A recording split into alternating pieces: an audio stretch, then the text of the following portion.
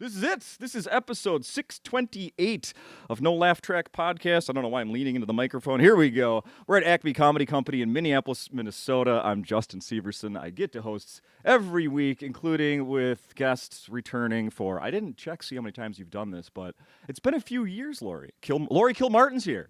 It's been a few years since I've been here. In the podcast, at least. I know Yeah. you were here last year doing a week know, at was it 2 Acme. years? Last time you and I did this podcast was July of 2023. Yeah, that was the last time I was here, I think. And then Right? Tony Kameen was here that week, too. Oh, Remember yeah, that? yeah. He did the podcast with you, yeah. Yes. Yeah. Yeah. If I remember right, you were here. I'm going to tell you where you were. You were here last year at some point. I don't remember when. Maybe But like they a year told and a me half we ago. didn't do a podcast because you were writing. Oh, okay. Does this sound familiar? Well, let's see. If I was working, it would be earlier than that, actually, because I only started at Kimmel in April of last year. So I didn't do any kind of road work while I was. That would be during the time that Conan was doing road shows and doing Zoom shows, I think. Right? Who was doing Zoom shows? Conan. Oh. Yeah. I'm not sure if that's the right excuse. I don't know why I didn't, but I don't think that's the right excuse. Were you writing for the Oscars last year around that time, maybe?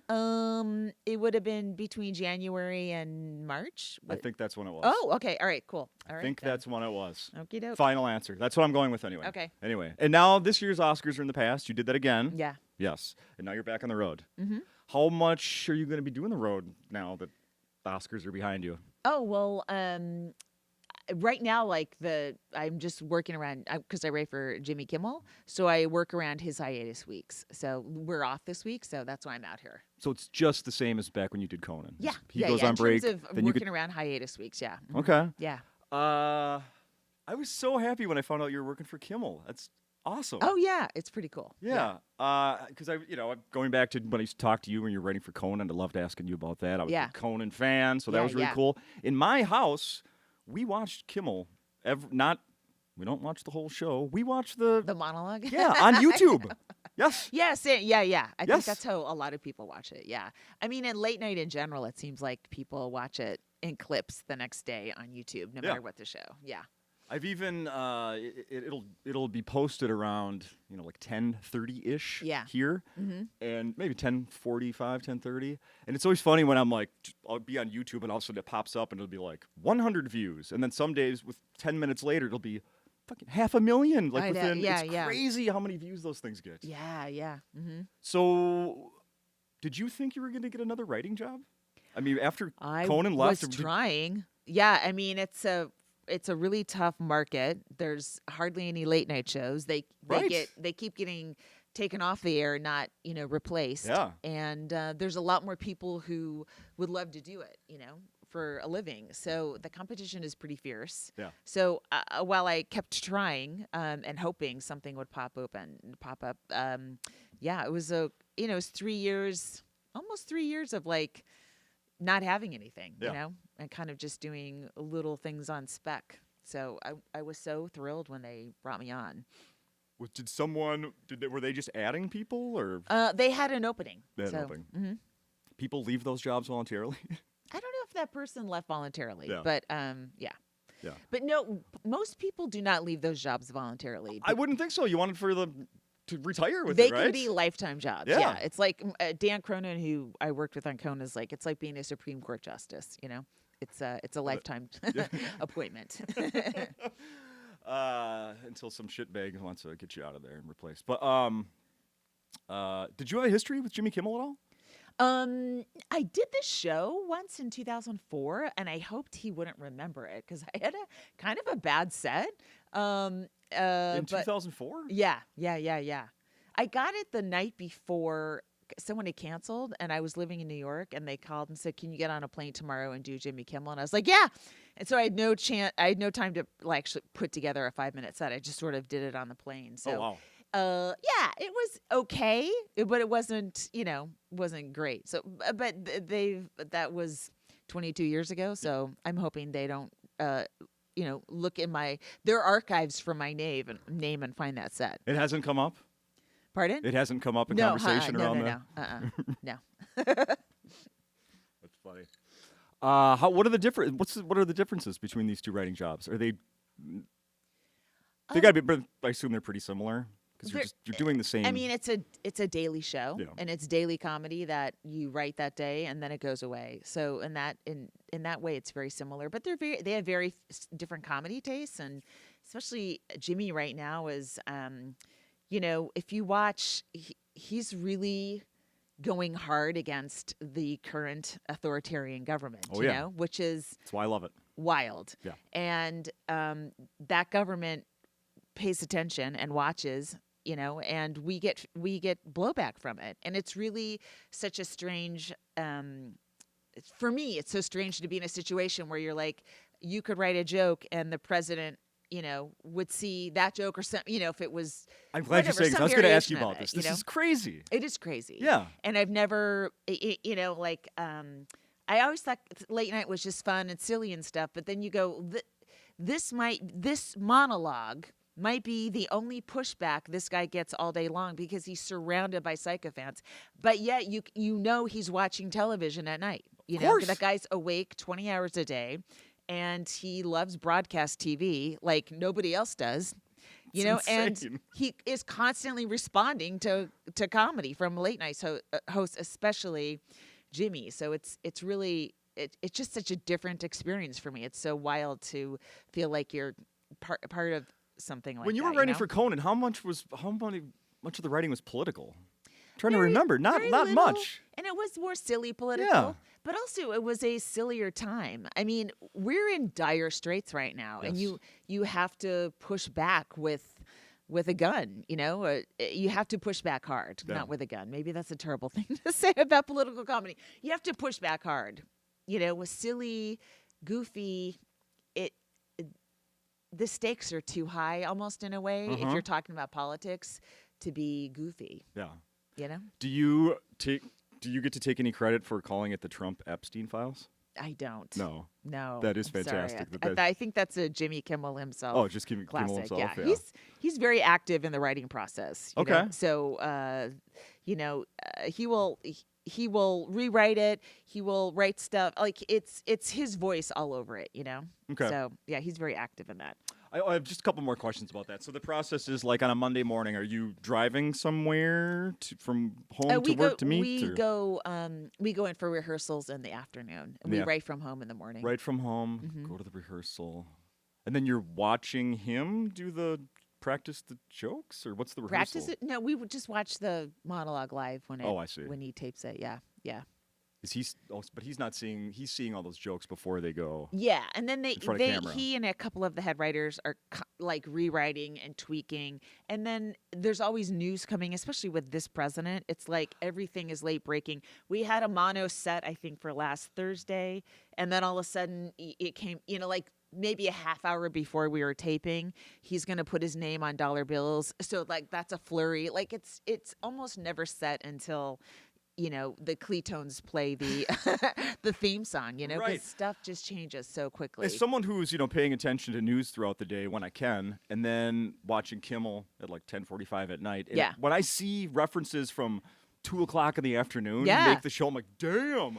This is timely. It is, and we are lucky because we're on the West Coast. So we, the East Coast shows have already taped by then, and so a lot of times those stories that come out at like 2:00, they're already in the can on, in Colbert and Fallon, and we're not. We still have a couple hours to work on it, so we can be a little more late breaking than those guys.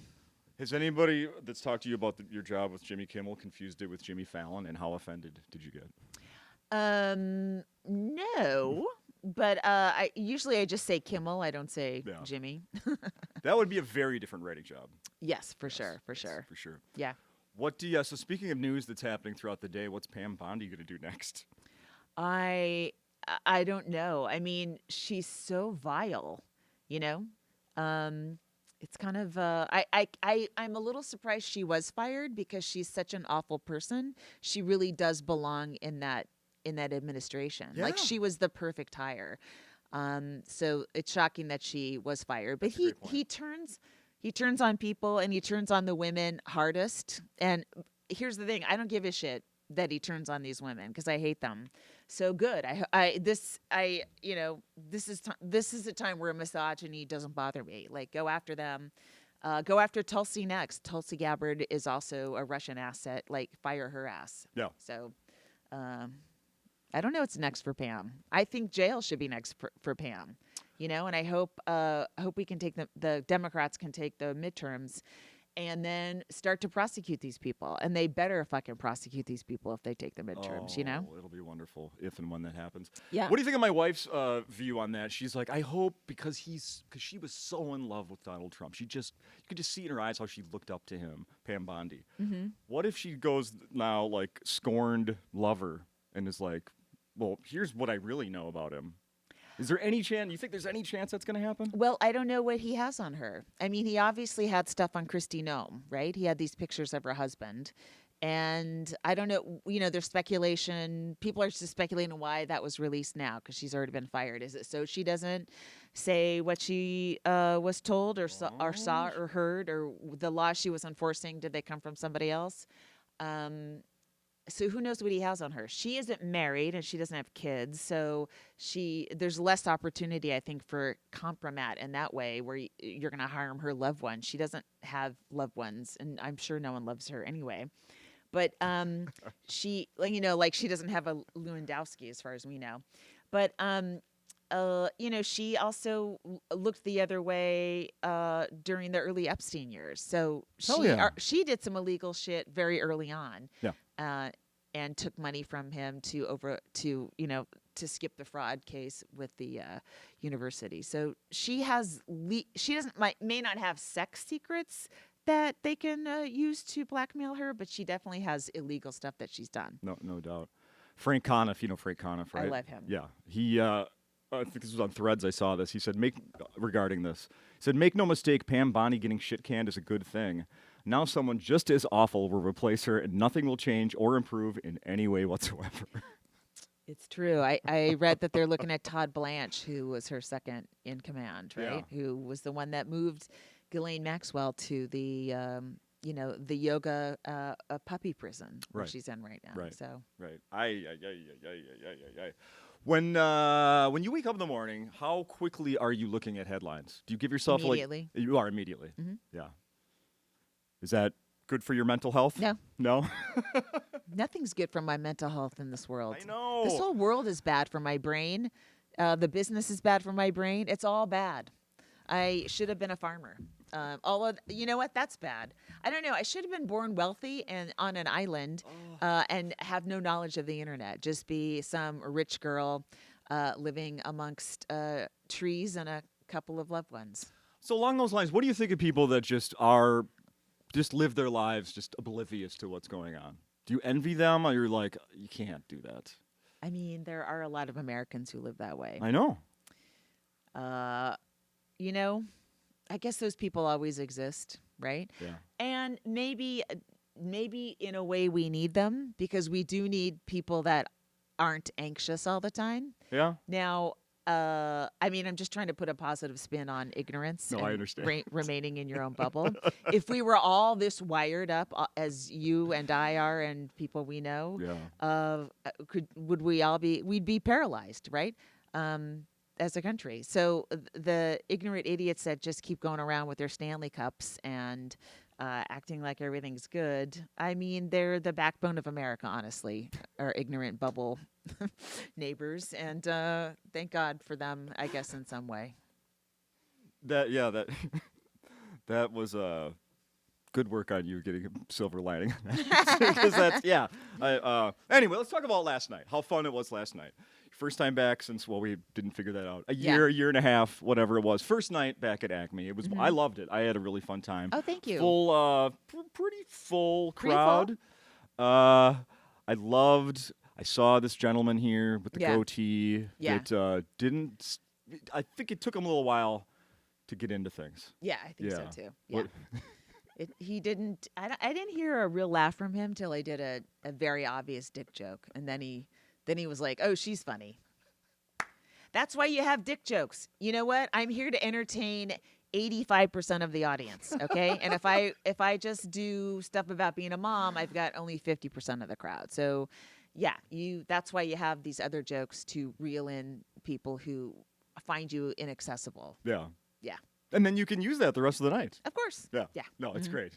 It's it's fantastic. And then I got to see a good look at them. You asked them like who, if they were a couple, and then it ended up being his mother. Yes. Yeah. And then thankfully I got to see them both on my way out of here. I mean, from my vantage point, they could have been a couple. Mm-hmm. And as I told him that he has aged terribly, and his mom looks pretty good. And then because I'm a mother of a son, and they're still going out together, I'm like, is that good or bad? Like, when will I stop taking my son on dates?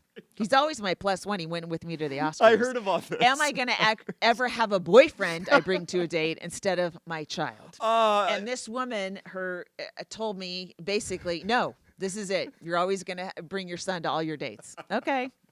That made me a little sad inside. Let's look into let's play that out here. A few years from now, a year from now, you have this boyfriend, and there's another after party, and then your son doesn't get invited. How's he gonna feel about that? I mean, he's been to two. He's been to two more Oscars than anyone in my family in the history of us being in America has ever been. So that's pretty good. You know? More than any of people in his friend group, I'm sure. Yes. Yeah. He's been to as many Oscars as I have, and yet he didn't ever do comedy. See? You know what I mean? So I can't take his complaints seriously. Oh, fair enough. Fair enough. That's very funny. What else? So before we started talking, I brought up, I said, we're going to talk about the Tooth Fairy. And I'm sure that was very confusing, or why the hell would I? So here's what happened. I have a 6-year-old daughter. And she recently lost a tooth and was talking to one of her friends at school about it. And the friend said, oh, do you know where that money comes from? The Tooth Fairy is your mom, but she takes the money from your piggy bank. Interesting. Right? Now, I've never heard that little twist at the end before. No, I haven't. Yeah. What did this person say about Santa Claus? Do the toys come from your actual closet? An older sibling? I don't. If they talked about that next, I haven't heard about that. But now Easter's this weekend, and now I'm like, well, what are we? Is another fantasy going to be shattered in what like is 4 the days? fantasy with Easter? As someone who's raised Catholic, I've already forgotten the entire story. Well, just that the Easter bunny's dropping off. You know, we're going to wake up Sunday morning. There's going to be candy in the house that wasn't there the night before. Right. And we say it's from the Easter. A bunny is coming in our house and leaving candy. Right. So it obviously wasn't taken from the child, right? So this is where you go. This is your friend was wrong because you don't have bunny-shaped chocolates for us to take, right? Yeah. So it actually did come from the Easter bunny. So you can use that to prove your argument. I like this. I like this. How was it? How was the Tooth Fairy with you, like growing up, or with your kid? Do you remember how that all went out? Did that? Yeah. I mean, we gave him money. I gave him money under the pillow. I don't think he really was all into it. You know. I don't remember too much. Okay. You know, I got some money. The Tooth Fairy wasn't very impactful in my life, and so it wasn't too impactful in my son's either. Then how about Santa? Since you asked like what that could be happening. Santa, Did your son believe there was a Santa Claus growing up? He did. And we actually went to New York to Macy's, and we did the Santa Claus, the Miracle on 34th Street Santa Claus visit, and that was a lot of fun. Oh, cool. And then I think, you know, the kids are spreading these rumors pretty quickly that it's not true. And, you know, the gloves are off in terms of like, be cool, don't say anything. So I don't think a lot of kids believe it wholly. And after I'd say first grade, they start hearing things. Yeah. You know, it's like they're seeing porn too early and they're hearing about Santa Claus too soon. It's a terrible time to be a child. Yeah. I'm gonna take my 6-year-old's phone away any day now. My God. No. She doesn't have a phone. My God. But I'm sure it's just a matter of time before she starts asking for one. I can only imagine. Yeah. I'm still a huge fan of the Jackie and Laurie podcast. Oh, I want to thank let you you. know that. It's such a fun. Like, I want to be sitting. You know, I'm not there with the two of you, but I want to be there listening to you guys talk about your weekend from the previous weekend. I love that stuff. Yeah, I really do. Yeah. And I also like, and I've talked to you about this before, that sometimes it does seem like you guys are like, we're doing this because we have to. Yeah. And not because we're, like it's scheduled once a week. We do a podcast and this is it. I mean, it's a job. Yeah. So sometimes you do your job because you have to. For and sure. we're Yeah. usually tired and traveling, and even we changed the drop date so that we weren't always doing something on a Sunday. Yeah, it was Mondays for a long time. Right. Now it's Wednesday? It's Wednesday. Yeah. But, and that helped a lot, but it's still sometimes we get to Tuesday night, it's like, fuck, not again. We've been doing it for over 10 years. So it's been a weekly obligation for a long time, but I still love talking to Jackie every week. Yeah. No, it's so good. Yeah. Happy to see she's getting a ton of positive feedback. She's on getting her new lots special. of feedback. Yeah. Yeah. Great feedback. Yeah. Uh-huh. Great reviews. Yeah. It's I mean, really cool. I saw that material getting worked on for, a Of while. course. So Yeah. to see Yeah. it. To see her get some praise is really great. Yes. Yep. She deserves that. Yep. Absolutely. I saw you're still traveling with the books that you're selling after the show. Yeah. I mean, I wrote a book. It's good. Of course I'm going to sell it till the end of time.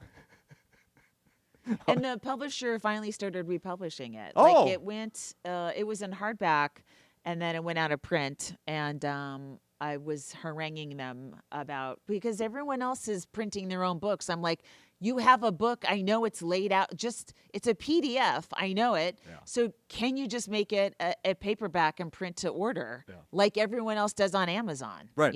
Right. And what's to stop me from doing it myself? So they did finally. So I can buy them in bulk at a cheaper rate and then sell them on the road. What kind of comments you get from people after the shows? Like when you're out there? Usually good comments. I mean, I'm sure people hate me, but they don't come up and tell me. They just walk away. I didn't quickly. mean that. Yeah. What are they clinging on to? Like they have a follow up. Like, oh, I love that you brought up. Are you getting any of that? Like, do people love that you? Usually, it's weird because I work so hard on jokes, and people almost always only if they're talking about the show, it's audience interactions. And I'm like, okay. I mean, that's the lowest hanging fruit, in my opinion. Sure. Even if it's cleverly done, it's, but I don't care, whatever they like. And also I think when they meet you, they can't remember stuff. And maybe the first thing that pops in their mind is you talking to somebody because it's almost like they're, you could be talking to them next. So they're on alert a little bit. And so they'll remember it more. Yeah. Maybe that's it. How far? I thought the material's great. So are you? Oh, thanks. Are you recording anytime soon? Or? Not anytime soon. I'll probably wait till I don't know how long Jimmy Kimmel's going to keep going. Like he signed a contract for May of next year, and then I'm hoping he's been doing it a really long time, and he's always like signing. He signs like a year maybe like a year and a half at a time. Okay. So I hope he will go through this Trump administration. I just can't imagine not having Kimmel there to punch back. Yeah. So hopefully he'll go through the Trump administration. It's and like having Jon Stewart back once a week to, do Yeah, his right, thing. right. So I will stay as long as he stays, as long as they'll have me. I really love working and writing. It's weird because when I first heard the hours, I'm like, can I write that early in the morning? And then it's like, yeah, I can, and I enjoy it. And I'm still on that schedule, even though like I'm off this week. I'm still waking up early. You are. Yeah, your brain doesn't turn off. Even when I took a leave to write for the Oscars, and we didn't start till 10, but I was still up at 6. I'm like, I could have been writing for you guys too. I could just send in jokes and then head over to Conan's studio for the I've Oscar listened stuff. to the podcast you did with Conan. Oh, yeah. That was really good. That was fun. It was fascinating to hear that. So you were going to clubs with him to try out stuff. Oh, yeah. I was taking him around. Yeah. Mm-hmm. Mm-hmm. I can't imagine like being at. I mean, it didn't happen at Acme, but I can't imagine being at Acme and all of a sudden Conan O'Brien walks out. Yeah. Like, hey, we got a special guest tonight. It wasn't even clubs though. It was indie rooms. Yeah. He did not go to a single like official comedy club. Wow. He did a bunch of like outerlying smaller gigs that we all kind of vouched for and that were cool and stuff. Because I think he just didn't want it to be a comedy club audience. Like usually people at an indie room are a little more in LA comedy fans, and then the comedy club thing in LA could be like tourists, like going to the Comedy Store or the Improv. It's a less hardcore comedy fans and more just people checking off things to do. And then we ended up at Largo, which is this performance space on La Brea, I think. And it has a very industry upscale audience. And we felt like that audience was as similar as we were going to get to the Oscars audience, which is, of course, celebrities who are nervous and hungry. I mean, they're a really difficult people to entertain. I saw the little snack packs they all got underneath their chairs. Oh, yeah. Oh, that's funny. And during the Oscars, you're there just kind of backstage watching, right? Mm-hmm. Watching, I guess like figuring out if any jokes that we have that are approved would fit into certain situations, or just keeping tabs on if, we have jokes that in case Sinners was on a roll, in case One Battle was on a roll, in case Frankenstein was on a roll. Frankenstein got on a surprising roll. That kind of surprised us. We didn't think so. We didn't think it would versus, everything. So the Oscars kind of got split pretty well between those three films. But you kind of have to anticipate as many things as possible happening and try to have a joke for it. Because of all your, writing and research for that, you would kick ass on some like Oscars trivia show at this point, right? I don't know. At least for 2026. One of our writers, Louis Fertel at Kimmel, is really good at trivia, and he also does he does a lot of trivia stuff, and so when it's slow at work, he'll start doing a trivia contest, and then some of the other writers are really great at it. I'm not so great at trivia. Okay. But yeah. We were talking, I think that was only beforehand, that you did the one of my all-time favorite. The reason this is called No Laugh Track is I blatantly ripped off Never Not Funny with the negative. Oh, no, right. never. Like, Yeah. I was a fan of that from the beginning. And you recently did, just this week, you did Jimmy Pardo's podcast. Yeah. And I just found out recently, too, that his son is opening for him. Yeah. His son Oliver's Yeah. doing stand-up now and opening for him. So two things. Could your son? I don't think he has a desire. None. He gives good comedy notes, actually, Okay. though. Like, he's seen enough on my show, and he'll be like, hey, you did this differently this time. And so that is actually helpful. It's nice to have somebody that's seen you so much they know everything, but obviously it's not a partner who then wants to leave you. It's a child who's like, hey, this is funding my college, so I'll be helpful. Yeah, right. So I have asked him if he's very funny and he's sharp, and I've asked him. I think he might want to try it once, but I don't think he's seen the business side of it enough to go not be interested. And he has an obsessive interest in animation and drawing. Still, I remember you talking about this years ago. Yeah. So he's studying that. I think that's more where he's putting his creative energies. Yeah. Oh, right on. Yeah. Right on. And you said on stage last night he's at a community college, right? He is. Yeah. I'm laughing only because of the joke you made last night. Thank you. Not because community college is funny, but because of your joke. Yeah, it's a good community college. Yeah. California has a really good community college system, and you will automatically get into a UC. Now, which one? You could be Merced or UCLA. Okay. There's cities you want to spend the next 2 years at and cities you don't. Sure. But, it is a feeder system into the UC system. Yeah. So why not do the first 2 years for almost free and then go to UCLA or Davis or whatever? Yeah. Hell yeah. That's what we're thinking. What if you would have followed one of your parents into the jobs they did? What would that have been? Homemaker / preschool teacher or civil engineer. Oh, that's right, civil engineer. I don't see either of those things happening ever. No. Could you have been a teacher? Not at all? Yeah, I guess so. Preschool. Interesting. Yeah. My mom was a really good preschool teacher. Yeah. She was, yeah. She got down on her hands and knees, played with the kids, hung out with them. She was really good at it. Oh, that's awesome. Yeah. Yeah, my daughter just had a really good one a couple of years ago. Oh, cool. Yeah. There's a big difference between the good ones and the bad ones. Oh, I know. Yeah. I know. Yeah. When they're checked out, it's Exactly. But then they don't get paid enough to be checked in if they aren't into it. You know what I mean? Oh, I mean, isn't that just a whole nother? Yeah. Yeah. We should all live in Finland. You They say just treat their citizens right, don't you have dual citizenship or something? Yes. Mm-hmm. But not Finland, Luxembourg. No, Luxembourg. Yeah. Any chance you would move there? Well, definitely after Kimmel ends, I do want to move to Europe. Really? I don't know where though, but I'd like to do stand up out of a European city. Really? Mhm. Oh wow. Mhm. No kidding. Yeah. Like stationed there and then coming back to the United States? I mean, I'd come back sometimes because my son would be here and stuff, but Yeah. I'd like to just, like I moved to New York in '99. It was super fun. It was exciting. It was totally different from California. And I'd like to have that starting over feeling again in a different place that's challenging. Yeah. Aaron Chen, comedian, he was just here a couple weeks ago. And we Oh, kinda does he open for Ali Wong? Probably. Okay. He has a brand new special on Netflix that just came out I think Tuesday. he does. Huge in Australia, like Yeah. gigantic TV star in Australia, Oh. and now he's Is restarting. he Australian? Yes, and now he's Oh. restarting in the United States. Sure, got yes. So we kind of had a conversation about it just recently. That I mean, he was established. Yeah. Yeah, very established, and then here he's he's just another guy. Well, for no, now. he has a Netflix special. He's not just another No, guy. no, I know. I mean, Here's how Yeah. like he did the podcast, and then I was totally impressed with him. I thought he was fantastic. Yeah. And then we talked about that a Netflix special was coming out, and I went on social media and I was like, "Listen, people, maybe you haven't heard of this guy yet. You're about to. Yeah. Here's the heads up. His special's coming out in 2 weeks. yeah.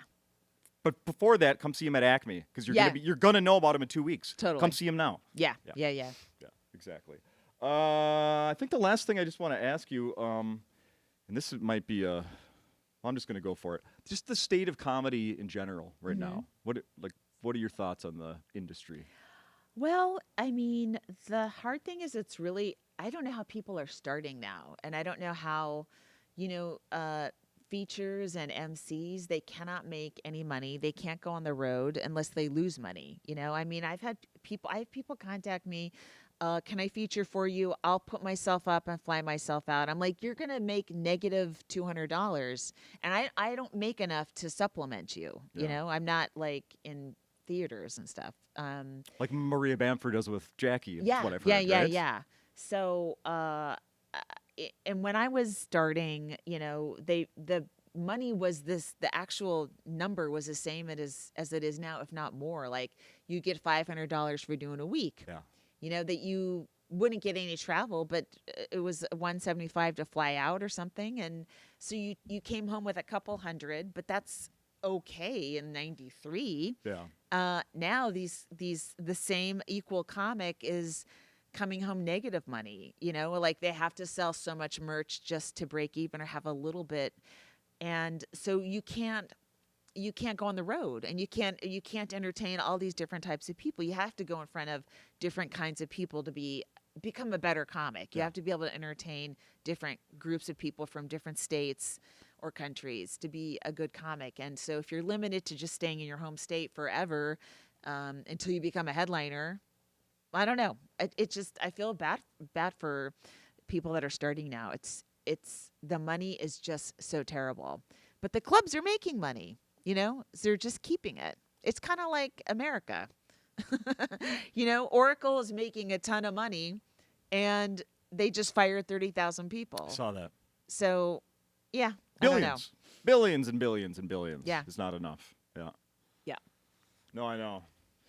I have a not only a 6-year-old, but I also have 2 daughters that are one's 19, one is just about to turn 18 and graduating, and yeah, I'm going through like my 18-year-old's just decided she's going to college in the fall and like thinking about a career, and it's like I just heard a stat yesterday about they were listing all of the occupations that if you go to college for that it's not you're going to be in the hole. It's horrible. I mean, what the How fuck are these is that? kids supposed to decide? Like even like 5 years ago, someone would get fired from a writing job, like a journalism job, and it'd be like, learn to code. Well, now you don't need to learn to code because it's been done. Yeah. So all these coders are out of work now. Yeah. Like with my son, as much as I'm afraid that AI is going to replace animation, it's like, go for it. You are an artist, and I can provide a cushion for you. Go for it. Yeah. Every other occupation looks like it's going to be hit unless it's like, physically you're a plumber or a nurse where you actually physically have to manhandle somebody or something, yeah. and it can't be replaced by a robot. And he doesn't want to become a plumber or a nurse. He wants to do art. So I know it's really, as a parent, that's another thing we're worrying about is how are our kids going to be able to make a living to take care of themselves? Yeah. Yeah. How can they afford to live in their own place? Mm-hmm. You know? There's a Dairy Queen near my house, and they have a sign out right now for like, whatever their promo is for Easter. And it's blatantly made with AI. Their fucking street sign. It's like, Wow. you're Dairy Queen. You Yeah. have money. Yeah. Pay someone. You have a font that people know. This is that. It's so obvious that it's Right. that balloony Yeah, yeah, AI. yeah. I know you know what I'm talking Yeah. about. Yeah. Like, come on, Dairy Queen, be better, right? Yeah. I mean, even that it is just Dairy Queen, but Yeah. it's the start. I know. I know. I don't know. What's the positive thing we're gonna leave on is that you're doing amazing comedy, and you have 5 tonight. So we'll show the rest of the week. Two Friday, 2 Saturday. I cannot recommend enough. I'm people. 1 year closer to death. That's also positive. So things are looking up. I won't be here soon.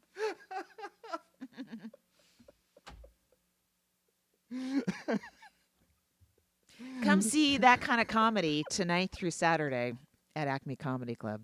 I couldn't agree more. You're the best. Thank you, Justin.